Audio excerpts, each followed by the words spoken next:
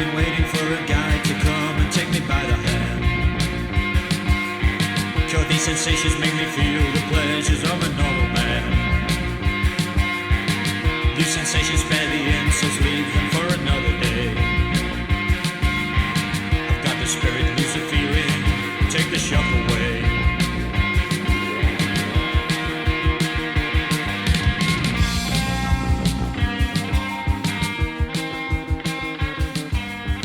Hey gang, it's John. Thank you for joining us for a very, very special episode of Book Club.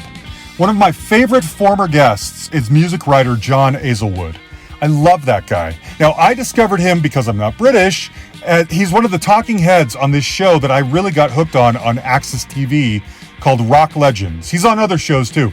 But just the way he talks and the things he says and the really fascinating way he goes about this, I thought he was so interesting. So about 3 years ago, John came on and we just rapped about music for a while. Well, now he's back. I've wanted to have him back for all this time, but he's back now because he's just written a book called Joy Division and New Order Decades.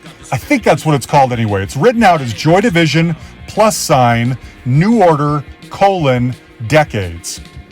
It comes out on October 7th. And what this book is, it's almost kind of like a coffee table book because it's so jam-packed with rare and unseen photographs of everybody in the band, all different stages throughout the years. Now, we all know, I think every member of both bands pretty much has written at least one book telling their side of this dramatic story.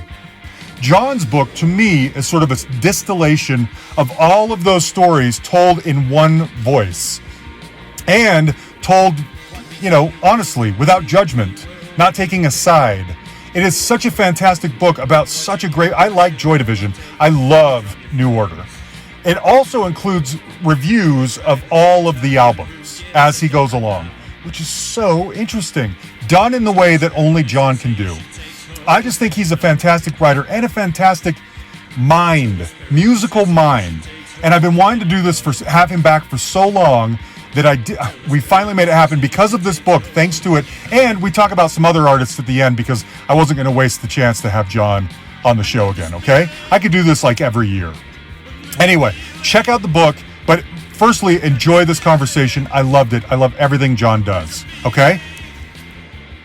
Okay. Well then for starters, obviously the first question has to be, whose idea was it to write this book? Did someone assign this to you or was it your idea? I was actually assigned. I was assigned. I'd written a book on Radiohead for the same people, which was meant to come out. I wondered about this. I saw it on somewhere, but it's not out yet, right? It's not out. No, it was meant to come out, but then the pandemic scuppered that because the publishing industry ground to a halt and nothing came out, and it's still waiting to be released. And it obviously needs a bit of updating because it's now 2 years old. But in the meantime, they said they like the Radiohead book so much. Why don't you write a book on Joy Division and New Order? And I said, yes, we'll do that. Yeah. Because that, of course, covered the second lockdown. Now, I don't know how that was for you, but it meant for us, it was homeschooling for children. It was not going out. There was no concerts. There was nowhere to go. Yeah. So, of course, you couldn't do the traditional writer thing and sit in the coffee shop feeling very romantic about your profession. So what I did, I went in the car, drove 400 meters up the road and sat in the car typing away on my laptop. Really? For the entire summer. It was a book written in a car. I just thought there's not much dignity there, John, but, these things had to be done. And I had to get out as well. That is great. Now, I read the book. I read it on my phone, which I know it ruins sort of the ambiance of it because a big part of the book are the pictures, which I could see, but I'm kind of zooming in and out on my little phone trying to see every little thing. So how did the publisher have access to all these great photos, or what was the thinking? What happened was that, I mean, it's a big book. It's a heavy hardback book. It looks beautiful. It absolutely looks beautiful. There is people may not like the prose, but they cannot deny the beauty of it. And I provided a picture list for the publishers taking account of incidents that I'd mentioned in the book and a sort of time frame too, because the visual aspect is so important. And then I put the captions on, and they did absolutely fantastic research to cover all areas. Because if you do a book like that, you're going to end up with 100 photos of New Order and Joy Division playing live, which is fabulously dull. You're going to end up with these studio sets, fabulously dull too. But if you trawl a little bit deeper, you will get some fantastic pictures, particularly from two bands who their image was not based around the people. Their image was very much based around the artwork of their records. So almost as people, there's almost something quite mystical about them, I think. That's true. Did you have to be persuaded into this? You mentioned having seen Joy Division earlier. I mean, nobody doesn't like these bands, but were you passionate about it? Are these bands you already knew a lot about? No, I was incredibly passionate about it because the story, bizarrely, hasn't been told properly. All the band members, not all, but nearly all the band members have written their side of the story. The singer in Joy Division's wife wrote a book about it. The drummer has written 2 books. But if you put the whole lot together, then you get some kind of reasonably objective picture, because the actual story of the band and the relationship within the band is truly fascinating. There's something slightly Faustian about it too. And there's something tragic about these friends from primary or elementary school, as you would have it, growing up together, being incredibly successful, being different, and then falling apart in this incredibly acrimonious, and I think unnecessarily acrimonious way. So it's a story not just of music, but of people too. And the whole tale hasn't really been told in succinct fashion. I agree.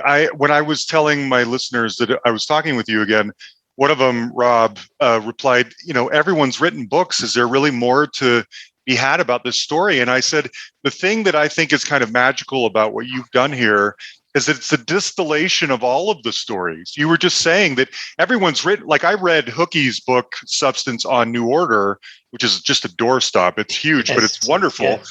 But yours is a distillation of all of these different stories coming together to form one narrative. And that's what I thought, why I think this book in particular is essential, is because you're going to either get Bernard's side or Hookie's side or Stephen's side or whatever, but this is more of a complete story. And thankfully, it's not as long as Peter Hook's book. No. I mean, Peter Hook's books, he did fantastically well to get. You're right. Yes. They're both doorstops, but I mean, they're very detailed. They give a very good time framework of what would happen, because sometimes these. When you're talking about a long band, dates are fuzzy, but they weren't fuzzy with Peter Hook. He, for all his waywardness later on, and for all his fondness of drink and drugs, he was the meticulous one. He was the one who drove them around in their early days. He was the one who made sure they get to gigs. Everyone has someone like that. And of course, the fact that he was the most rebellious, the rock and roll outlaw of the group, almost makes it more ironic too, because he was also ensuring that they get to the studio, that they get to concerts, and literally driving them there. Yeah, it's true. Okay, I have notes here. I took some notes, and I wanted to ask you about some of the things that stood out to me in the book. So first of all, let's talk about Ian and Joy Division. You mentioned in there that he has a fit after getting in a fight with Bernard over a duvet cover. Yes. And was that that couldn't have been the first time he realized he had seizures, or was it?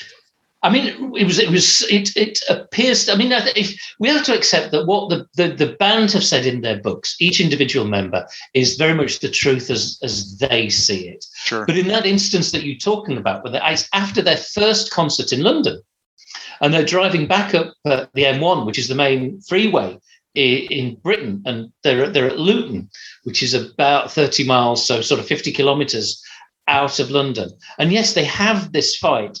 And Ian's mood slowly escalates. And I firmly believe it was certainly the first time that the rest of Joy Division realised there was another problem. Whether he did, I don't think so. I think he was probably aware that he had serious medical issues, but he hadn't been diagnosed. Mm-hmm. It was later that he got diagnosed, when he started having much more regular fits, which the theory goes, and again, you have to have more medical knowledge than I know. But as a layman, the idea that he was living this band-based lifestyle, late nights, smoking a lot of cigarettes, drinking a lot of beer, unreliable rest times, a chronic lack of sleep, plus the anxiety of making it, because Ian Curtis was very, very driven, lest we forget.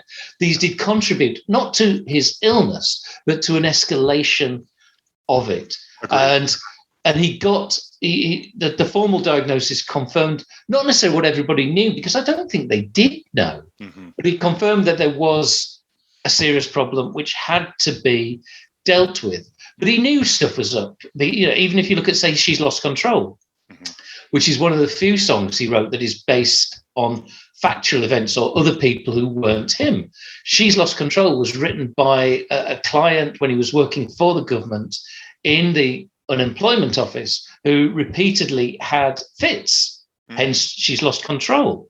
And Ian, apparently, by all accounts, for some of his later selfishness, was incredibly sympathetic and empathetic to people who had problems like that woman. And he tried to sort of find out where she'd gone and what happened to her. And I think it turned out that she died. And obviously it's a tragic story, like so many Joy Division songs were. But if you listen to that song, it's about someone else, and it's about a specific person. So clearly there is some kind of understanding of mental health issues from Ian Curtis. But, medical science and the understanding of mental health issues was very, very backward in those days. Yeah. I wondered that too. I'm curious. I wanted to read a quote that his wife, Debbie, says. People admired him for the things that destroyed him, which I thought says everything right there.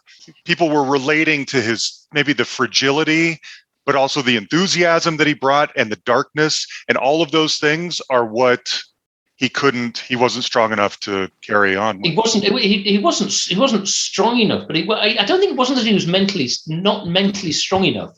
Although when he began to have the affair with the Belgian girl, then clearly there was some mental weakness in there, irrespective of his condition. But I think Debbie Curtis was right. And it's that question of what would have happened to him had he lived, because that would have continued. People would have continued to admire him for the things that were destroying him. Yeah. And you can say with hindsight, there's only one ending to this, but there might not have been. Yeah. I mean, he had fantasies, and whether they were just fantasies, it's hard to say. But he had fantasies of going off with either Anique, his mistress, or Debbie, his wife, never that clear, to go and open a bookshop in rural England. Maybe that was just a passing fad. We'd all like to do that, of course. But it shows that he was looking to the future, and two, he possibly saw a time when he wouldn't be singing, when he wouldn't be writing those lyrics. Mm-hmm.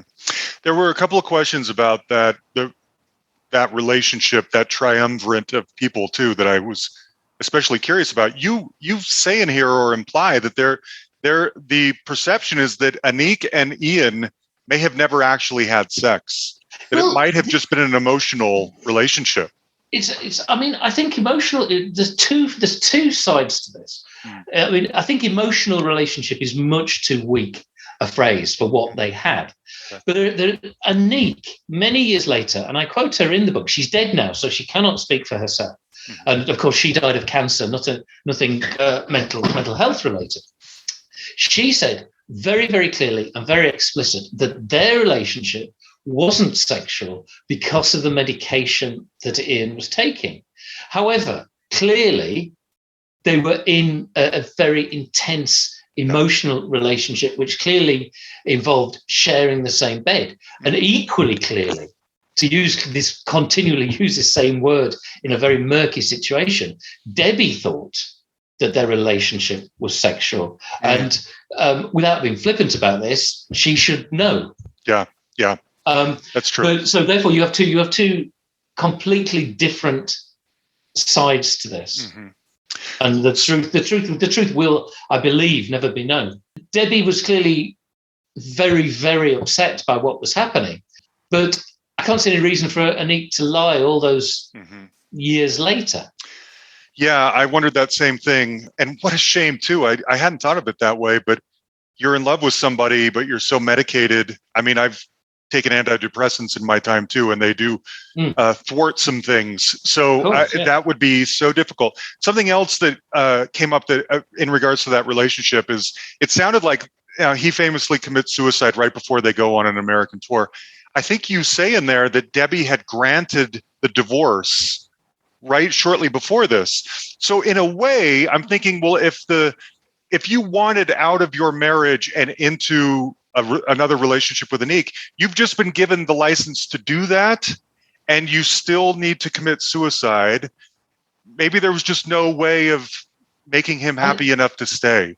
I think granting a divorce isn't quite right. I think it's more she realized the situation that she was in and agreed to it. You know, she especially had a child to protect as well. You know, and clearly that it's not a child, a baby. And she has to think about that. And she had a close relationship with her parents too. But, you know, Ian killed himself at the marital home where he was staying on his own, of course, there. And he was going to America. He wanted to go to America. So the contradictions between him desperately wanting to go to America and wanting to be in the marital home and what happened in their conversations just before Debbie left to work a night shift and stay at her parents and everything, then clearly those conversations were, I think, quite heated. And again, you don't know what was said, but it was obviously a very difficult situation. But I think with Anik had gone on holiday. You know, so clearly, unless she's astonishingly callous, and there doesn't seem to be any evidence for that, then she didn't think there was any immediate danger of Ian killing himself. I'd imagine, and you have to be careful here when you use words like imagine, but I'd imagine she thought that he was so excited about going to America that there wasn't anything to worry problem. About. Yeah. And he saw her in London just before he went back to America, the evening or the day before that she went on holiday. And she's never suggested that she suggested not going on holiday or that she was worried or anything of that nature. So, you know, you can say with hindsight, everybody saw this coming, but everybody didn't see it coming. They absolutely didn't. Even when Ian was staying with Barney or Bernard, or whatever we wish to call him here, you know, he was staying there. And a couple of weeks before he died, they went to the pub and saw a pub comedian. And apparently Ian absolutely howling with laughter at the very physical comedy that he was fond of.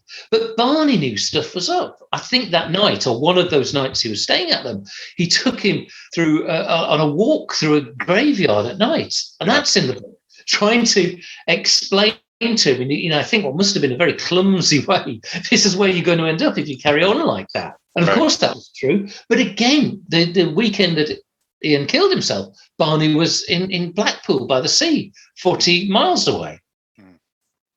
He wasn't a man who thought anything was imminent. It just remains one of rock's biggest mysteries and what ifs, what could have happened, why it happened, what was really going on there. We'll never know. It's a shame. You mentioned in the book having seen them. How many times did you see Joy Division? And please explain to me what made them special, because I like Joy Division a lot. I've never fully embraced Joy Division. I love New Order, but what makes them special? I saw Joy Division once. Okay. And I saw them supporting the Buzzcocks on a major tour because, you know, they geeked heavily, but I was young, I was underage, I couldn't go to pubs or anything. And I saw them and I heard little bits about them. And what I'm telling you now sounds almost like hindsight, but supporting Buzzcocks, Joy Division as a live entity were so absolutely extraordinary. I was blown away. I knew very little of their material, but it wasn't this. What I'm trying to say, it wasn't a great insight.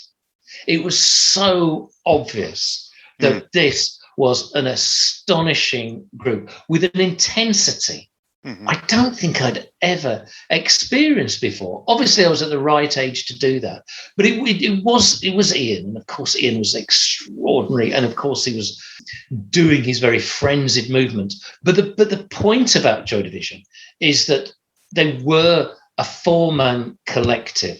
It was the whole thing coming together, playing these what I still think are absolutely wonderful songs, but playing them with such competence. They were great musicians as well, but they had what the Joy Division song. They had the spirit, they had the feeling, and there was something almost religious about it, I think. But it was so obvious, John. It was absolutely clear that this was something absolutely special. But I think to widen your idea, what made Joy Division so special? Partially, it's Ian dying, and I don't mean this from an exploitative point of view. No, it's the fact that when he died, it left Joy Division with 2 albums and a couple of singles, the odd EP things that we talk about, which are sort of much more peripheral. That's it. It's there in Aspic. It's absolutely stuck forever, preserved to perfection. And mercifully, nobody's dug out a 6-disc version of Unknown Pleasures or Closer with outtakes. I don't want to hear their outtakes. I'm not interested. I want to hear the finished versions. They're absolutely perfect. So they are untarnishable. They never got rubbish because they were there for 2 albums. Right. They did a couple of their early songs aren't great when they were too punky and too Warsaw. But once they hit their very brief stride, that was it. And they stopped at their absolute peak. And so it's just there. It just exists. And nothing can touch it. And there's very, very, very few bands or artists who are in that position. People who die, maybe you can quote Kurt Cobain, but the Nirvana catalogue is much bigger and it's much less riven with quality. There's no quality dip in Joy Division. True. For me. And maybe it is an English thing because they didn't get the chance to go to America. And the Americans didn't experience them in context like America did with New Order. Yeah. But it's perfectly preserved. Even if you're saying, it's a stupid question, but what's your favourite Joy Division album? I don't know. Don't ask me. They're both absolutely astonishing. And it helped that they had this amazing producer. It really did. They had Martin Hannett, who rather mystically, it said, could see sound. And that sounds idiotic until you hear Joy Division. And wow, he created this world with them. They didn't get it, of course, as it says in the book. Hooky and Barney were shocked when they heard Unknown Pleasures, not in a good way. Yeah. But, I mean, they came round. I think they were just surprised at the magic that Martin Hannett had sprinkled upon them. And that's important too. One producer, there's 2 very different albums, but Joy Division is just there. Yeah. They're there forever. Okay, do you have a favorite Joy Division song? Today I would say probably Disorder, the song which starts off Unknown Pleasures. I'm fond of Isolation on Closer, which is sort of, I think that's got the ultimate Ian Curtis lyric, please believe, I'm ashamed of the things I've been put through. I'm ashamed of the person I am. And just crikey, Ian, that's a bit strong, except he's not, because that's how he felt. But ask me tomorrow, and I'll give you 3 or 4 more songs. The consistency of Joy Division music is so high. It doesn't, to me anyway, it doesn't matter. You just put a pin in it. Yeah, those two will do. Yeah. Yeah, I think Dead Souls is probably my favorite. Really? Yeah. I just Dead Souls, that's an interesting song because the introduction to it is so long, and it's so wonderful, and it's just a reminder that and it's easy to forget this, that Joy Division wasn't just Ian. Without Ian, and I don't mean in New Order, without Ian, Joy Division were an astonishing group. Yeah. So then the transition to New Order, there is some lore in your book and in Hookie's book, those are the only two I've read, that them losing their stuff getting stolen in New York City while they're out on the club scene is what sort of sparks the new direction. How true is that? What do you think that is? Well, I believe the truth. I wholeheartedly believe the fact that their equipment was stolen in. I think it was in New Jersey. I believe that without question, and I believe also that with this incompetent air which hangs around some of the administration, that they didn't get the full amount of money back. They didn't get the goods replaced, and I think that having made Movement, the first New Order album, which was in effect what Joy Division would have been like if they were average. Everyone realized that. And that this was a new way to go, partially because Bernard and to an extent Stephen were listening to new music. They were getting enthralled by the club scene in New York, the hardcore club scene. I mean, where this came from isn't entirely clear. I think Stephen was very musically adventurous in a way that Barney wasn't. But I think they saw this as a way to stop being Joy Division. If they'd have carried on in the Movement vein, it simply wouldn't have worked. No. They would have faded. They would have been a bog standard British indie band. You people in the United States wouldn't have fallen in love with them, and they wouldn't have ever established their own identity. And I think it was Barney deserves a lot of credit for this. I think it was his idea to have radical surgery on that sound. And they went into this New York club scene. And of course, Hookie suggests that, or implies almost that he was musically unwilling, but he wasn't unwilling to go to the clubs and have a great time, and to drink and snort his body weight in substances. Okay, he was there. He had a great time. I don't think anyone has ever had a better time in the clubs of America than Peter Hook. And musically, he didn't care. And I mean that in the best sense. He just wanted his bass to be great and to fit in. And of course, it was much, much later when he felt that his bass was being eradicated and played down that he got frustrated. He certainly wasn't frustrated by those early New Order dance records. He's a major part of them. He is. That to me is the magic of New Order specifically, is the merging of Bernard's interest in dance music with Hook's heavy bass. That's what brings them together. And you're right. By the time Republic comes around, the bass is less featured. But I've wondered while I was reading this, do you think, knowing the friction that Bernard and Hookie had with each other, do you think Hookie's bass is becoming less because Bernard wants him out, or because the sound that Bernard hears in his head in Ibiza just doesn't include as much natural bass? Oh, I think that's a very, very good question. And I think there are elements in both of it. I mean, the sound that Barney heard in Ibiza could have been more bassy had they wanted it. I don't think, and I think we must be generous here, I don't think he wanted to force Peter Hook out. I think he wanted to assume more control of the band, because I think there was a turning point that he began to feel in control. Barney guided them towards mega status. But once they got to mega status, he didn't really enjoy it. He didn't enjoy playing the stadium gigs. He didn't enjoy trudging around Middle America. He got, I think by his own admission, he got quite lazy once the success came.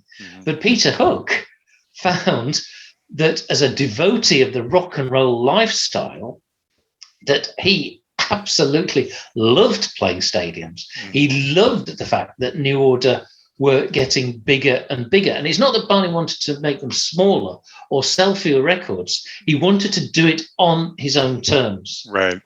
And I think that Hooky very much did want to live this rock and roll lifestyle, and he enjoyed it. And the friction came between their two lifestyles. But, I'm not sure how different they really were. Hooky was very extreme and overt, but to say that Barney was some kind of angel is a long, long way from the truth. And I think that comes out. But so they both enjoyed it in different ways. But Barney clearly didn't like the drudge of touring. And Hooky certainly did. And that meant that they began to find faults with each other in very different ways. And that, of course, was the seed of their split. And Hooky, too, he didn't really want to relinquish the control that he had. He had much more control than a normal bassist, particularly in New Order, when he had Stephen, who by his own admission was very passive. He says at some point, "Any way the wind blows, Hooky." And that may be self-deprecating, but there seems to be an awful lot of truth in that. And likewise, Gillian, who was always compromised, or her place in the band was always compromised by being Stephen Morris's girlfriend, but also she's not a particularly assertive character. She's the one who hasn't written a book yet. Hurry along, Gillian. We'd love to hear what you want to say. Sure. And she was the one who put raising her children before the band, when the time was right for her to do so. Obviously, her children had health problems, but she still made that decision to pull out completely. Other people don't. So she was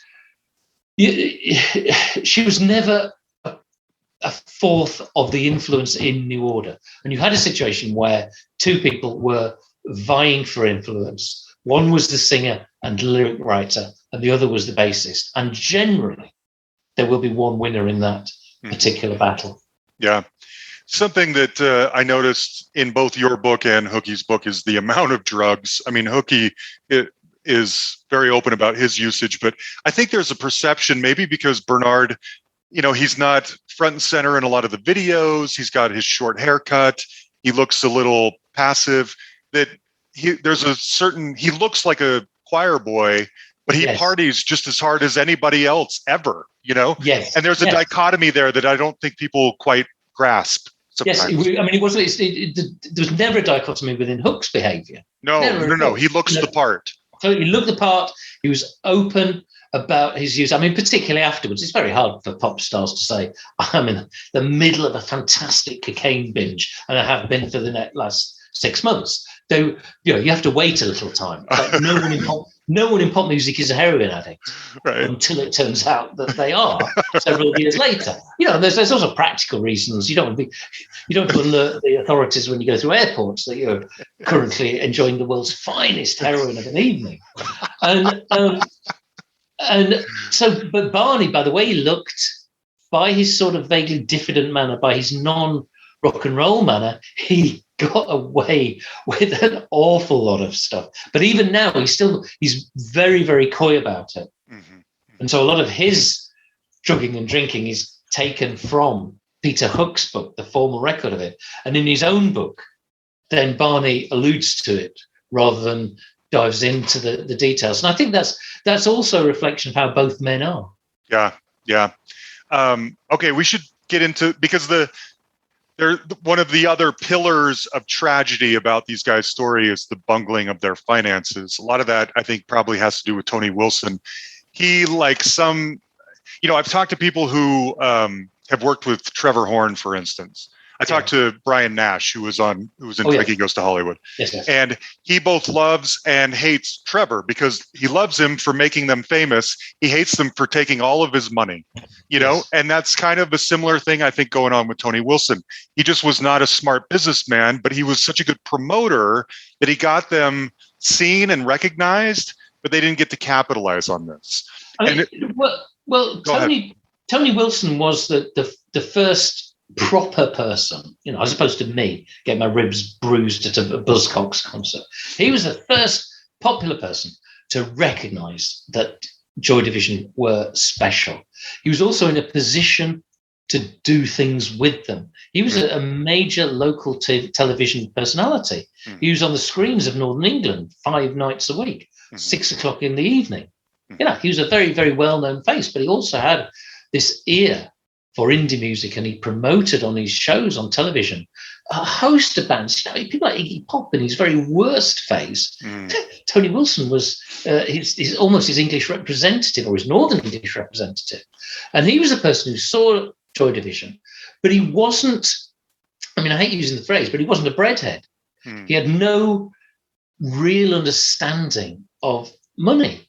He had great dreams. He had great dreams for his label, Factory, which is why no Factory artist was signed to a contract. And this caused incredible problems much later when the Factory desperately needed to be sold to have some money going. There was nothing there. Yeah. Literally nothing there, because nobody had a contract.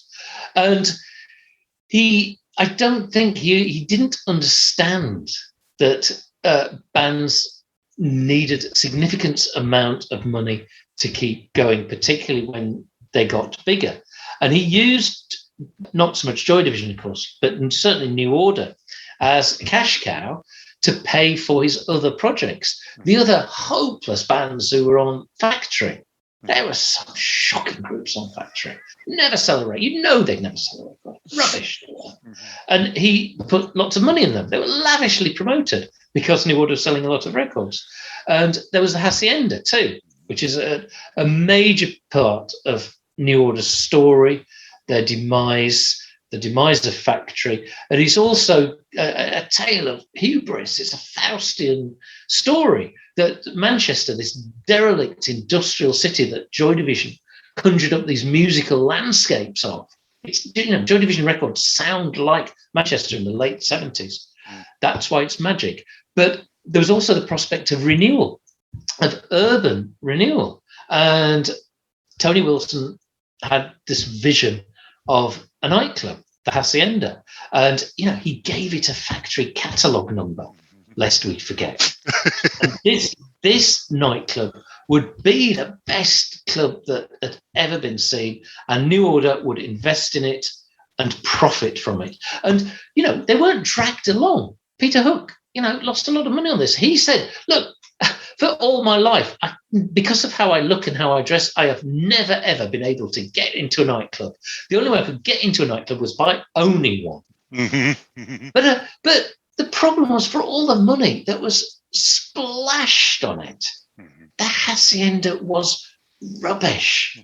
It was a place where you couldn't A, see bands because of these giant pillars in the way, and B, you couldn't hear them because the sound system was so rubbish. So it had 3 phases. One, its opening phase, where it was losing money hand over fist. The worst venue you could possibly imagine. New Order were there every night, but they were virtually the only people who were.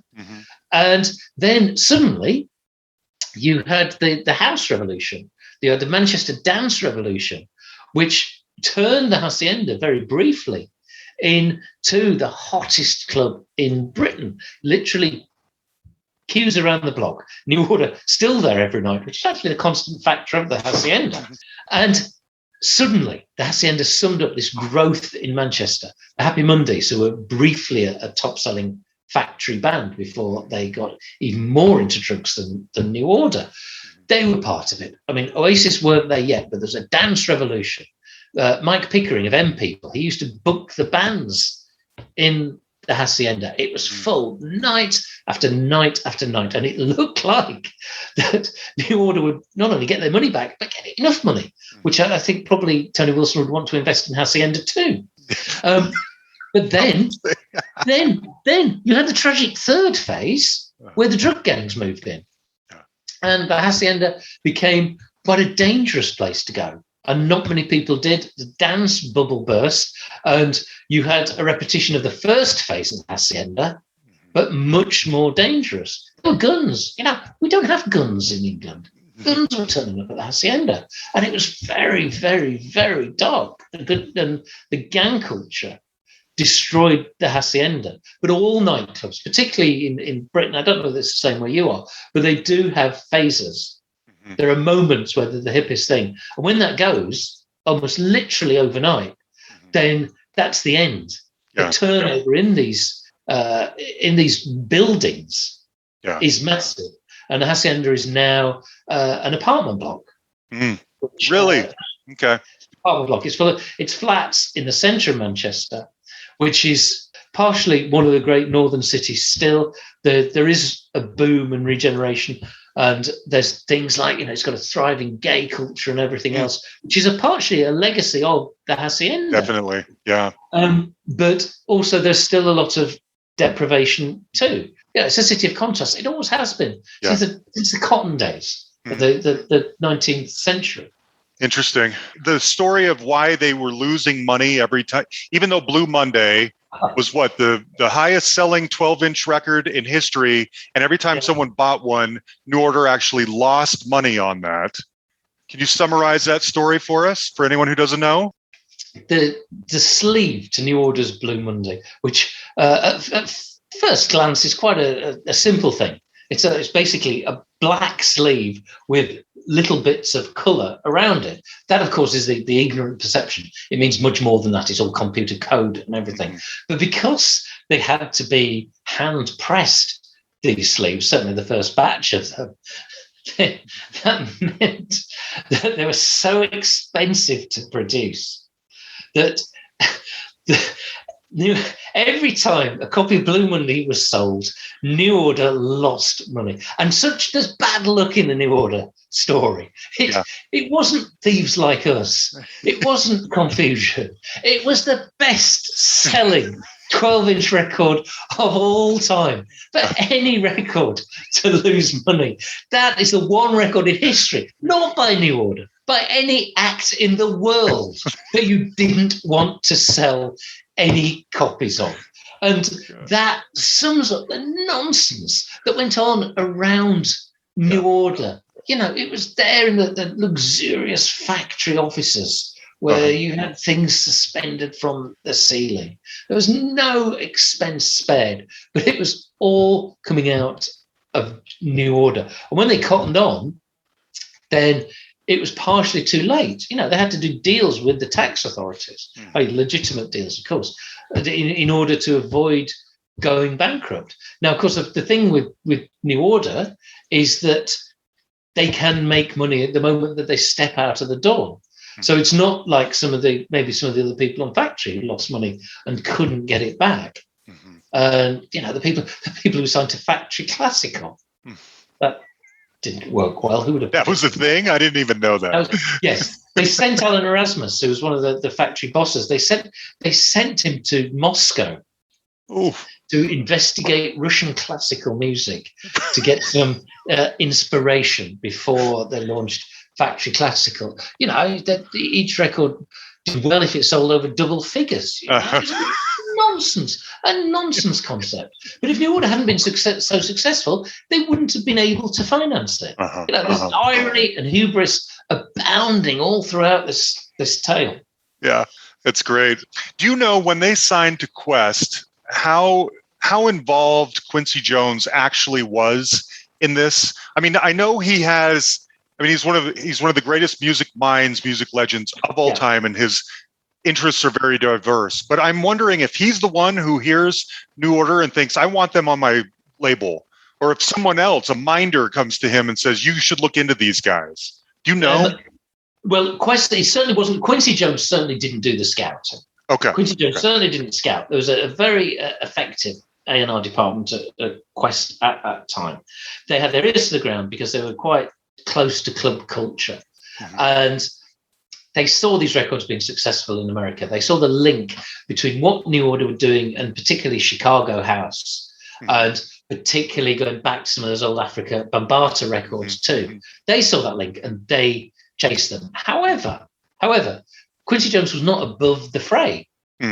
Quincy Jones, who still sends Barney a Christmas card every year, he had them round. He negotiated with Rob.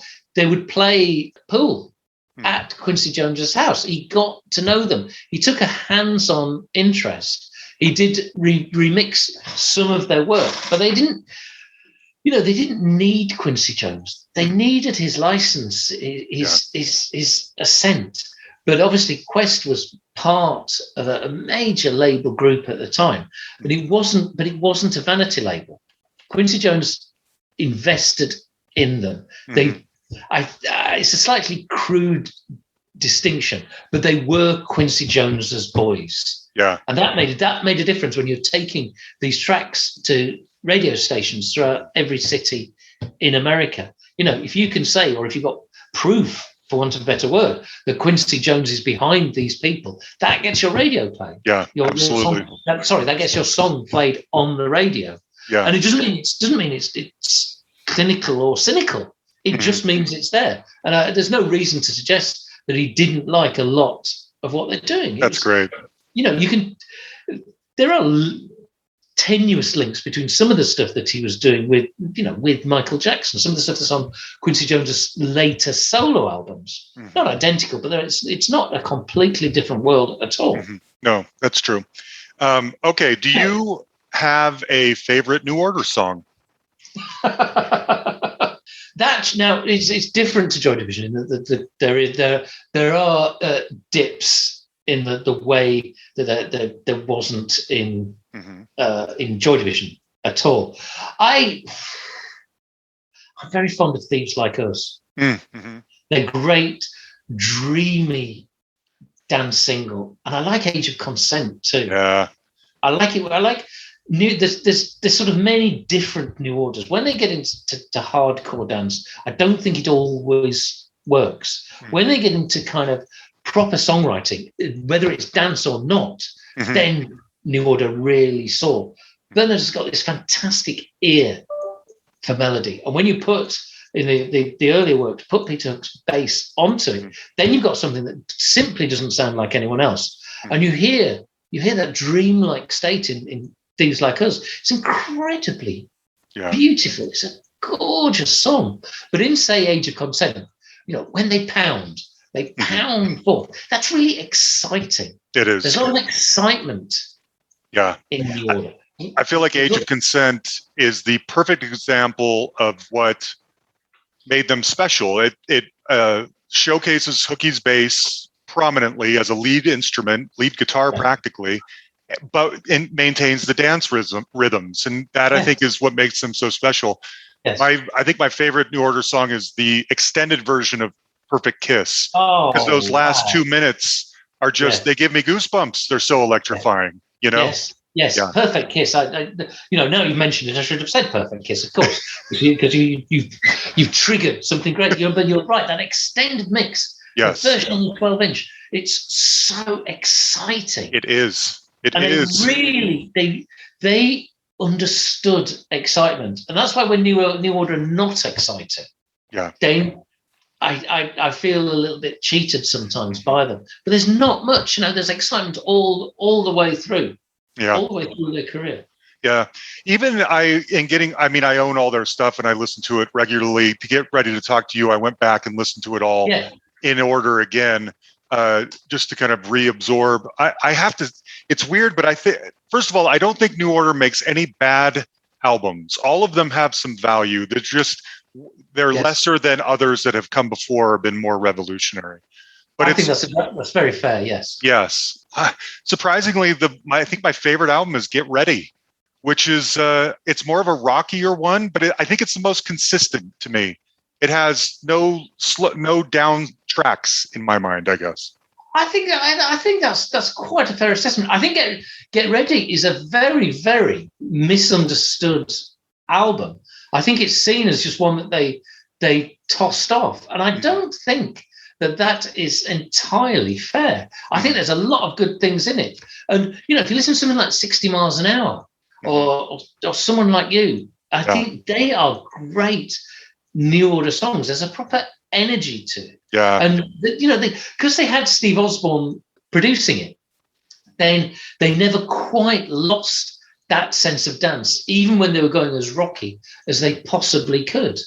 Yeah, I don't know what it is. I really love that one. So within the span of a few months, I saw Hookie live and then I saw New Order live. And there was a very distinct difference in spirit I'll say, of the shows.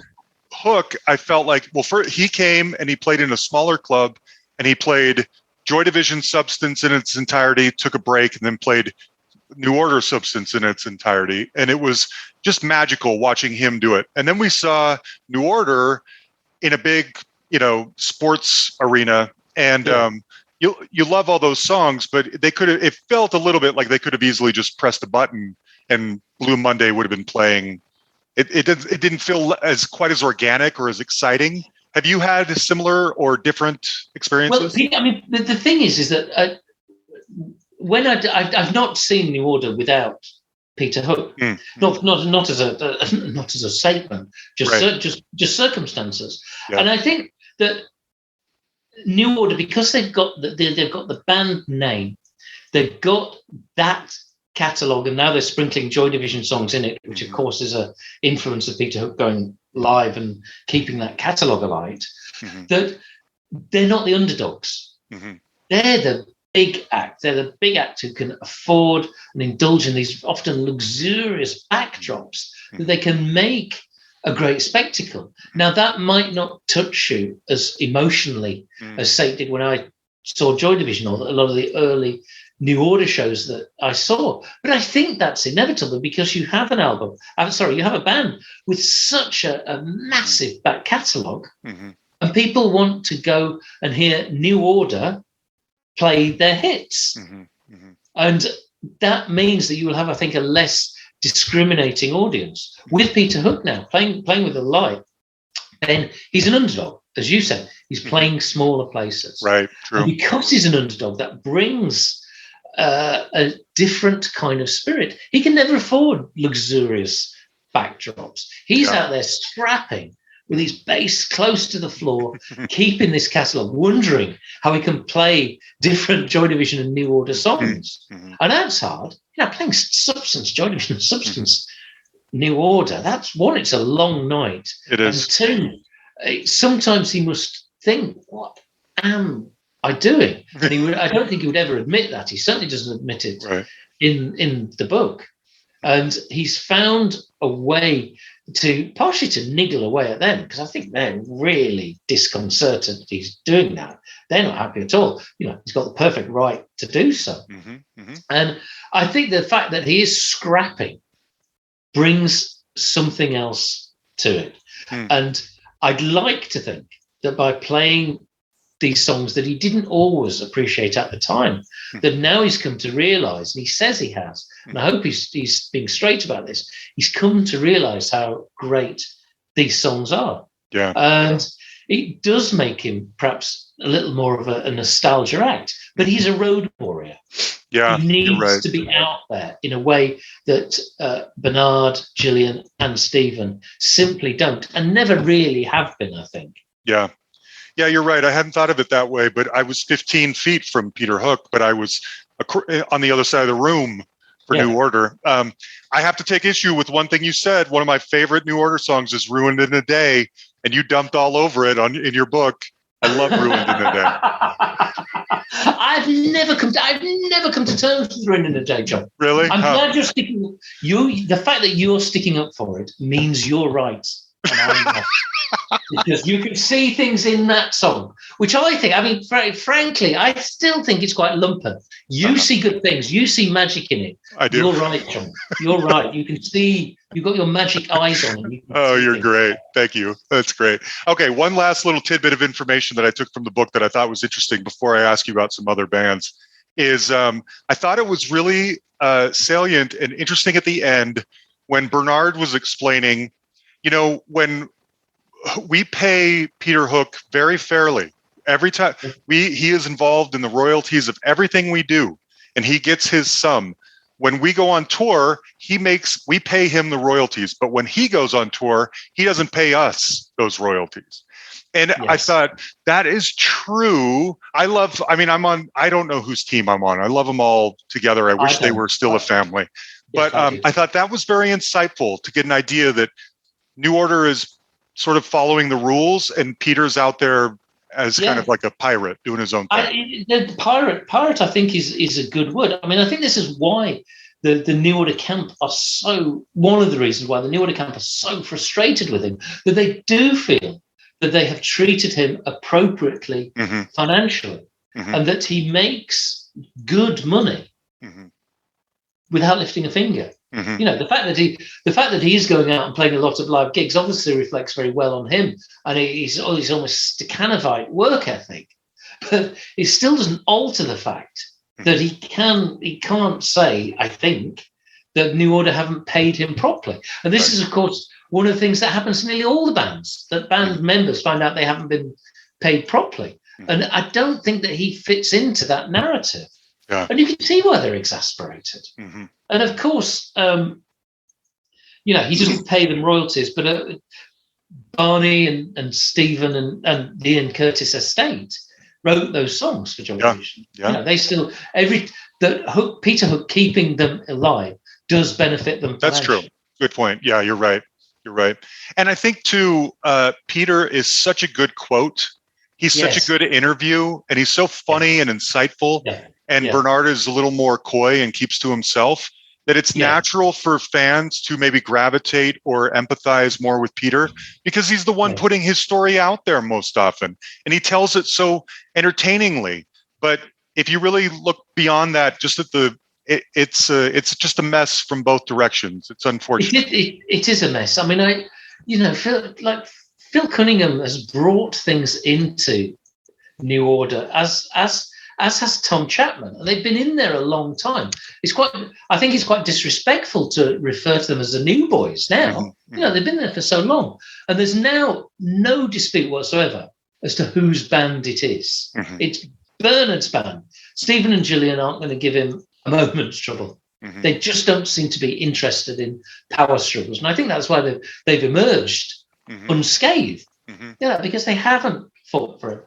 And I think Phil and Tom were clearly brought in on that basis, that they're not equal partners, but that doesn't mean that they don't contribute so much to the band, and they really do. But like you, I'm not quite sure whose side to be on. I don't think I've got one. I really don't. And it'd be very harsh if you were to get rid of the others who've been there for so long and who've kept New Order going as well. Mustn't forget that. Must give them credit. These aren't villains of this story at all. Tom and Phil, they're just not. No, they're hard workers. They seem to be good people, and they contributed a lot. But yes, if they could become a family again, then that argument that New Order aren't New Order if Peter Hook isn't there, then I think there is some merit in that. I also think everybody knows that. Peter Hook shouts it very loudly. Yeah. But to say the opposite without denigrating the contributions of Tom and Phil, we know that, don't we? We know who New Order are. Yeah, it's true. Okay, so we've covered the book, which is fantastic. Now, back on September 25th, 2018, shortly after I talked to you the first time, I thought, if John ever comes back on, who do I want to ask him about? And I started keeping a list on my phone. And New Order was on that list. So we've just talked about them. We don't have to get into all of these, but I did, so because I love hearing your opinions, whether they're on TV or whether they're here with me.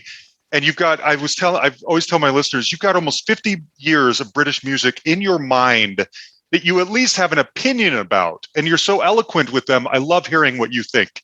So I wanted to throw a couple of names at you just to get your thoughts. It's funny, when I wrote this list, Mark Hollis was still alive. Talk is one of my favorite groups ever.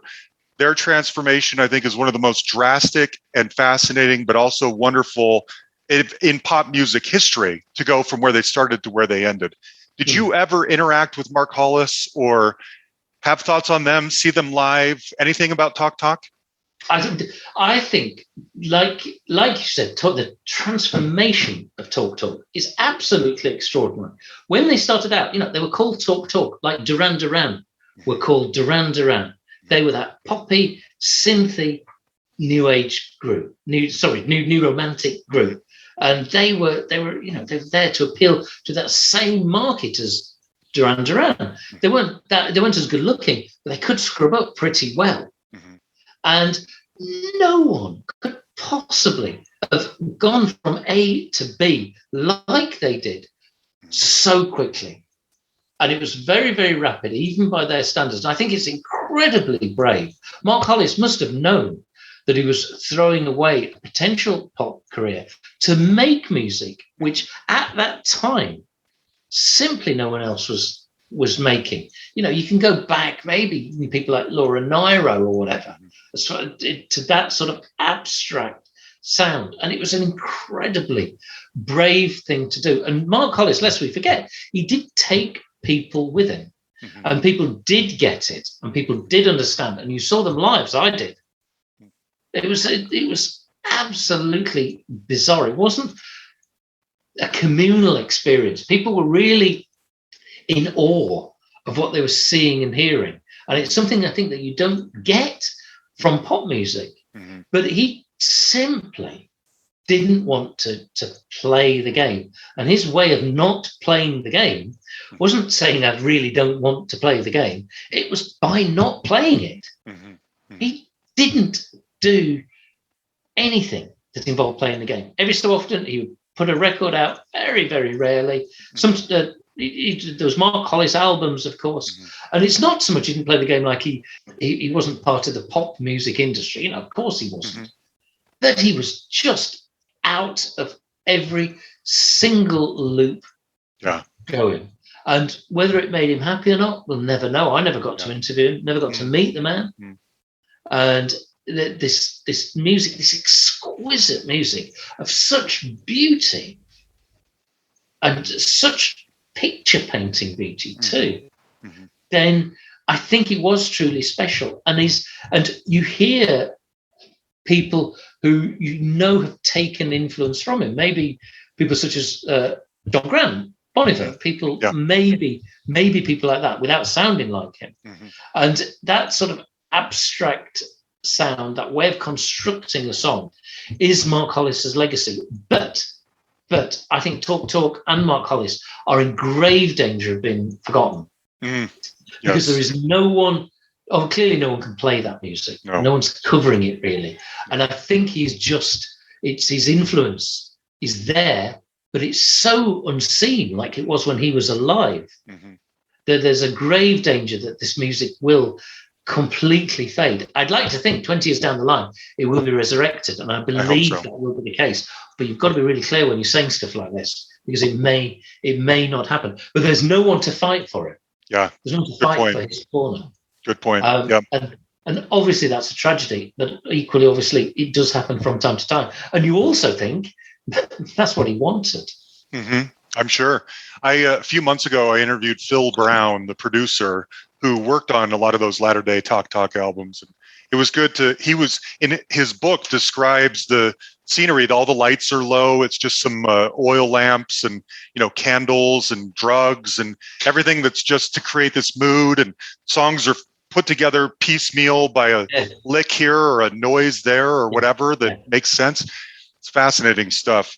Okay, speaking of another kind of Mark Hollis type who is still with us, have you ever interacted with Green Gartside of Scritti Politti? Do you have any thoughts on him? Really, they're another one that I'm fascinated with. No, another one. No, Green, again, the people that you're bringing up are all people who've made such great changes. And, Scritti Politti, Green Gartside, started out as a squatter, making singles for the Rough Trade label, which they would literally glue together the sleeves of these things by themselves. They were the ultimate cottage industry. And yes, they're making quite gentle music. And yes, it was surprisingly sophisticated for a lot of those faux punks who were going around at the time. But they had that sort of squat level of authenticity. But this also condemned them, I think, to being sort of permanent losers, people who never, ever sell a record. But then when they put out their album, Songs to Remember, on Rough Trade, and this had The Sweetest Girl on it, and it didn't sound like squatter music at all. Mhm. It wasn't jagged. It was really beautiful. And it was like, I think this was always what Green Gartside intended. And it surprised people. It was also very, very sophisticated. And clearly what Green and Scritti Politti needed was the backing of a major label. They needed a bit of money spent on them. And this is what happened in their massively successful pop phase. Now, of course, they were so far away from those indie roots, but it's fair to say that unlike, say, Mark Hollis, that massive U-turn, it wasn't a U-turn at all. For Green, it was an evolution. He always wanted to make this incredibly soulful, very literate pop music. He certainly wasn't a pop star like any other pop star. He didn't play the game, although whether he did was because he didn't want to. I'm really not sure about that either way. Yeah. And you always got the feeling that his time in the spotlight would be quite brief, a little bit like ABC. Yeah. Who are slightly different, but they're probably the great parallel act with them, coming from slightly different areas, but being indie and making that leap into incredibly sophisticated pop. And I think Green Gartside is a great lost talent. Yeah. You know, he had a solo album out a few years ago, and people did talk to him and they wanted to talk about his past, and it didn't really gain traction. It wasn't great like his great work. It was good. Yeah. It was good. And something happened along the way, I think. Maybe he just lost interest. I've been dying to know. I've been trying to interview him for 6 years now, and I can't ever break through. He doesn't like to do interviews, and it's never happened, but he's probably the top of my list. I just find him fascinating. Where do you go when someone like that disappears? Where do you go? How do you pay your bills? You still make music somewhere? Because I know they tour once in a while in little spots around the UK, but very rarely. So what do you do, Green? If you have sold a lot of singles, and if you sold a lot of albums, obviously the longer you sell them, the more albums you sell, the more singles you sell, the better it is. But he came from an era where bands were getting paid properly. So there will be income for Green ticking over. Okay. And it'd be, reasonably handsomely that you can, The Sweetest Girl, which is a song on Rough Trade, Madness covered it, I think, didn't they? That's true. Yeah, you're right. Madness forgot about that. It's played on the radio. Some of his songs will have been on soundtracks and things. And again, you don't know how he lives his life. You don't know if his lifestyle is particularly draining on the financial front. True. You really don't. But even so, he'll have earned some money since we've started talking. That's true. Which is true. Well, I've got others, but I just love talking with you, John. It's funny when we talked the first time, you were bestowing all this wisdom about conducting interviews, and I remember you saying the important thing to remember is you're not going to be these people's friends. Don't go into it thinking, oh, I'm interviewing Lou Reed, I'm going to be Lou Reed's friend. Now, I know we're not friends, but every time